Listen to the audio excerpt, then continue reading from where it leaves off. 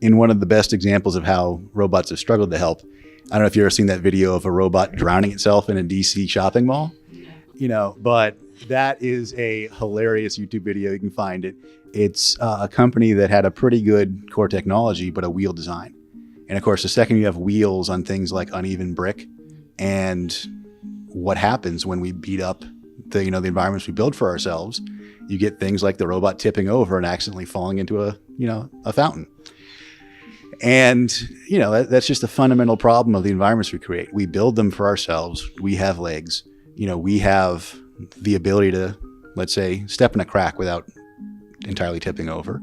And unless we're going to redevelop our environments from scratch to fit wheels or drones, then the kind of robots that go in those environments need to have legs like we do.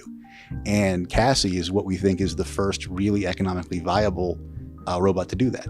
It models after some really advanced gait studies and is dynamically stable in that it falls forward in a very predictable way, which means that it doesn't require a bunch of conscious thought to stay upright.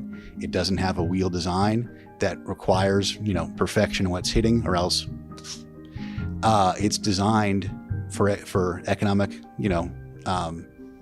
efficiency from a battery standpoint. And it's done in a way that kind of allows, the robot just to do what we do, which is kind of cool.